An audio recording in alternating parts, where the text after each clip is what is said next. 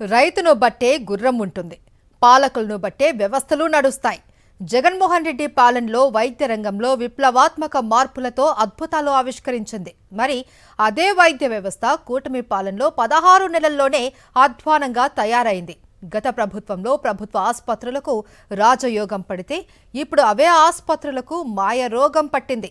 నిరుపేదలకు మెరుగైన వైద్య సేవలు అందించవలసిన ప్రభుత్వ ఆసుపత్రులు అంతులేని నిర్లక్ష్యంతో పేదలకు నరకమంటే ఏంటో చూపిస్తున్నాయి.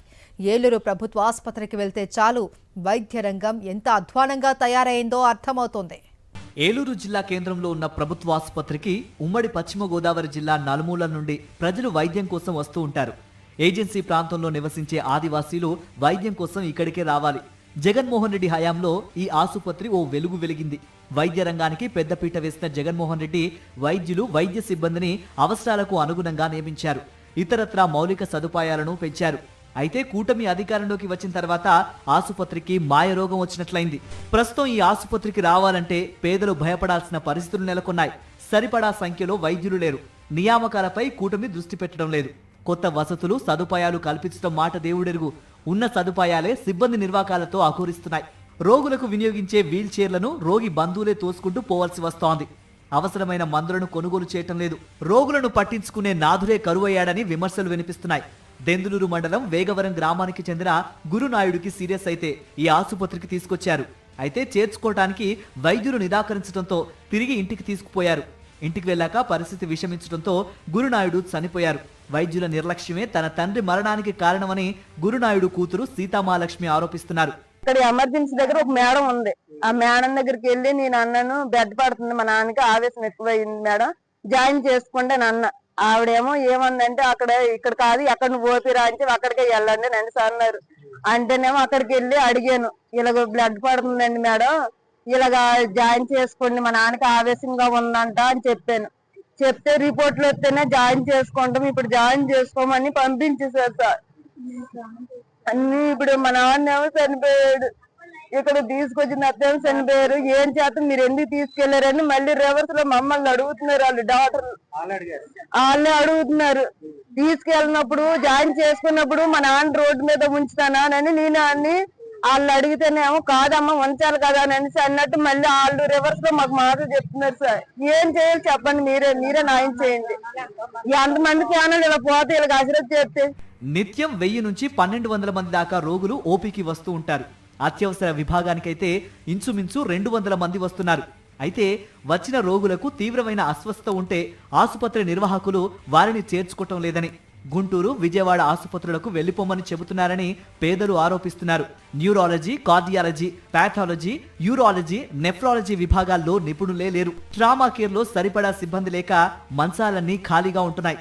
బాలింతలైతే ఏలూరు ఆసుపత్రికి రావాలంటేనే వణికిపోతున్నారు.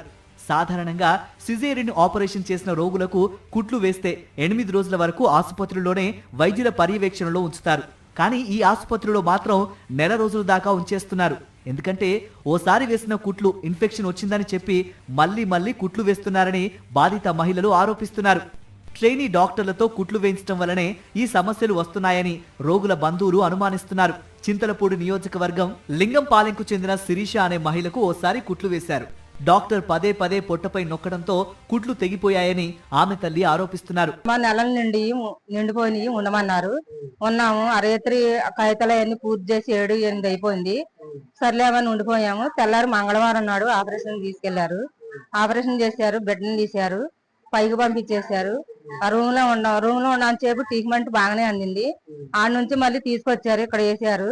బీపీ డౌన్ అయిందని ఇక్కడ తీసుకొచ్చి ఇక్కడ పెట్టారు. సరిగ్గా చూడటం లేదు, సవిహారాలు బాగా ఏం జరగట్లేదు. ఇంజక్షన్ కూడా ఏం చేయట్లా, మందులు ఇట్లా ఇన్ఫెక్షన్ వచ్చిందమ్మా అని చెప్పి కుట్లు నొక్కేశారు. కుట్లు నొక్కిన మీద ఇడిపోయి అమ్మ మరి మేము వెళ్ళిపోతాం అన్నా కానీ పంపించట్లేదు. మేము చూస్తామని అంటున్నారు కానీ చూడలేదు, పట్టించుకుంటలేదు. ఏం చేయాలో నాకు తెలియట్లేదు. ఈ పిల్ల నొక్కుతుంటే అమ్మ అని వస్తుంది. ఏం చేయాలన్నా నాకు భయం వేసింది. అమ్మ నేను తీసుకెళ్లిపోతానన్నా, అయినా పంపట్లేదు. జగన్మోహన్ రెడ్డి హయాంలోనూ, దివంగత వైఎస్ఆర్ హయాంలోనూ ఏలూరు ప్రభుత్వాసుపత్రికి ఎంతగానో అభివృద్ధి చెందిందని, కూటమి రాకతో అంతా రివర్స్ అయిందని నవ్యాంధ్ర ఎంఆర్పీఎస్ నేత మధు ఆరోపిస్తున్నారు. ఇటువంటి జీజీహెచ్ హాస్పిటల్ మరి ఏలూరు జిల్లా హెడ్ క్వార్టర్ అయ్యి కూడా ఈ హాస్పిటల్ రూపురేఖలు మార్చినటువంటి వైద్య విద్య రంగాన్ని మరి మాజీ సీఎం గారు దీన్ని మార్చి ఒక సూపర్ స్పెషాలిటీ హాస్పిటల్గా ఉండి ప్రతి దానికి స్పెషలిస్ట్ డాక్టర్లను పెట్టి వైద్యం చేయించాలని ఆయన ఎంతో దృఢ సంకల్పంతో మంచి హాస్పిటల్ మంచి మెడికల్ కాలేజీ కట్టించి దాని రూపురేఖలు మార్చి ప్రతి ఒక్కరికి పేదవాడ కులం లేదు, మతం లేదు, వర్గం లేదు, భేదం లేదు, ప్రతి ఒక్కరికి అందరికీ వైద్యం అందాలనే ఒక దృఢ సంకల్పంతో ఆయన మెడికల్ కాలేజ్ ఒక ప్రొఫెసర్ని ఏర్పాటు చేసి ఒక మంచి స్పెషలిస్ట్ని ఏర్పాటు చేయాలని కృతనిశ్చయంతో ఉంటే ఈనాడు కూటమి ప్రభుత్వం దాన్ని మరి పీపీ విధానంలో దాన్ని బయట వ్యక్తులకి కార్పొరేట్ సంస్థలకి అంటగట్టాలని చెప్పేసి మరి ఆ విధంగా ఉంటే ఇప్పటికే ఆరోగ్యశ్రీ లేకుండా చేశారు. వైద్యం ప్రతి ఒక్కరికి అందాలనే ఒక దృఢ సంకల్పంతో చేసినప్పుడు మరి వైద్యం ఏ విధంగా అందుతుంది? రోగులకు సహాయంగా వచ్చే బంధువులకు ఆసుపత్రి ప్రాంగణంలో కూర్చోడానికి సరైన సదుపాయాలు కూడా లేవని ఆరోపిస్తున్నారు. మార్నింగ్ నుంచి మేడం గారు రావడం వల్ల కొంచెం రెస్పాండ్ అయ్యి డెలివరీ అయితే అయింది. కానీ ఇక్కడ మైనస్ ఏంటంటే మేము ఉండడానికి సరైన వసతులు లేవన్నా. వర్షం పడిందంటే రోడ్ల మీద ఉండాలి, లేదంటే అలాంటి హాల్ దగ్గర నిలబడాలి. ఒకళ్ళిద్దరు కాదన్న చాలామంది అలా ఇబ్బంది పడుతున్నారు. బెంచీలు వేసారే కానీ అన్ని చెట్ల కింద ఓపెన్ ప్లేస్లు వేసారు. వర్షం వస్తే పరిస్థితి ఎలా అన్న? భోజనం చేయడానికని ఇప్పుడు పేషెంట్ తరపు నుంచి వచ్చాము మేము, కంపల్సరీ లోనికి అలౌ చేయట్లా. ఒకళ్ళన్నా బయట ఉండాలి. బయట ఉన్నప్పుడు వాళ్ళకి ఇబ్బంది. కనీసం షెడ్ లాంటిదో ఏదైనా చిన్నది వేసి ఉంచితే వర్షం పడినా ఎండ వచ్చినా మేము ఆ కింద కూర్చోవడం, అక్కడ భోజనాలు చేయడం, ఏదైనా పేషెంట్కి ఇబ్బంది అయితే పిలిస్తే వెళ్ళడం జరిగిద్ది. కనీసం పేషెంట్ కోసం వచ్చిన వాళ్ళకి కూడా సరైన వసతులు లేవు. చెట్ల కింద కూర్చోవాలంటే ఎలా కుదిరిద్ది అన్న? కూటమి ప్రభుత్వం ఇప్పటికైనా చేసిన తప్పులు సరిదిద్దుకొని పేదల ఆరోగ్యానికి ప్రాధాన్యత ఇవ్వాలని వైఎస్ఆర్ కాంగ్రెస్ నేతలు డిమాండ్ చేస్తున్నారు. ఏలూరు ప్రభుత్వ ఆసుపత్రి దాని మెడికల్ కాలేజీ కూడా చేయడం జగన్మోహన్ రెడ్డి గారు చేయడం జరిగింది. దానికి ముందు రాజశేఖర రెడ్డి గారి హయాంలో దాని డ్రామా కేర్ సెంటర్గా కూడా చేయడం జరిగింది. కానీ ఇవాళ ఆ హాస్పిటల్ పరిస్థితి చాలా దారుణంగా దయనీయమైన పరిస్థితులు. ఏ ఒక్క డాక్టర్ గారు లేక ప్రజలు చాలా ఇబ్బందులు పడుతున్నారు. ఇప్పటికైనా ప్రభుత్వం గుర్తెరిగి ప్రజలకు ఇవ్వాల్సిన మౌలిక సదుపాయాల్లో వైద్యము, విద్య, తర్వాత గృహం, వీటి మీద దృష్టి పెట్టి ఈ వైద్యాన్ని అందించకుండా చాలామంది రోగులు ప్రాణాలు అరచేతిలో పెట్టుకుని బతుకుతున్నారు. పైబచ్చి ఇక్కడ వచ్చిన వారిని విజయవాడ, గుంటూరు వెళ్ళిపోమంటున్నారు. దీనివల్ల వాళ్ళకి బోళంత అదనమైన భారము, వ్యయ ప్రయాసాలు, చాలా ఇబ్బందులు పడుతున్నారు. దీంట్లో భాగంగా ఇవాళ ఆరోగ్యశ్రీ కూడా బంద్ అయిపోయింది. ఏలూరు ప్రభుత్వ ఆసుపత్రి దాని మెడికల్ కాలేజీ కూడా చేయడం జగన్మోహన్ రెడ్డి గారు చేయడం జరిగింది. దానికి ముందు రాజశేఖర రెడ్డి గారి హయాంలో దాని డ్రామా కేర్ సెంటర్గా కూడా చేయడం జరిగింది. కానీ ఇవాళ ఆ హాస్పిటల్ పరిస్థితి చాలా దారుణంగా దయనీయమైన పరిస్థితులు.